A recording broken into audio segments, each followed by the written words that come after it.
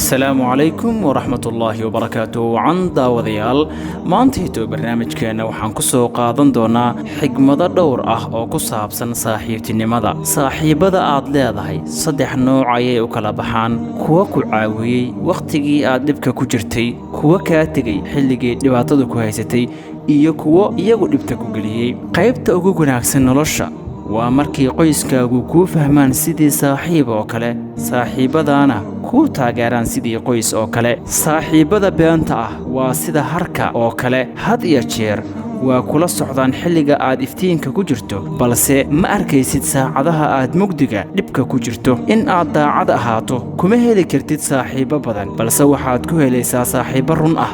Marnaba ha ku xulan saaxiib adiga oo si dhammaystiran u fahmin, sidoo kale marnaba ha ku waayin saaxiib isfahan darro ama muran yar.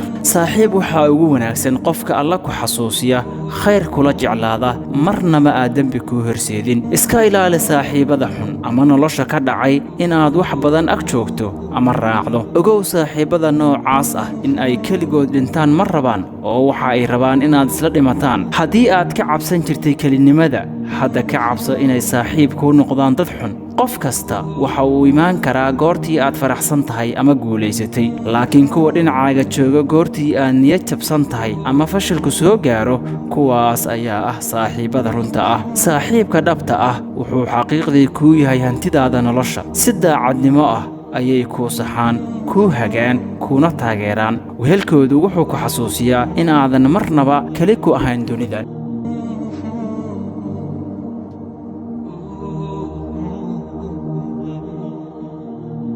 sidii caadada noo ahayd, haddii aad ka hesha muuqaalka fadlan like saar lana wadaag asxaabtaada. Ha ilaawin haddii aad nagu cusub tahay inaad subscribe dhahdid si aad u hesho muuqaalo kale oo ku xiiso geliya.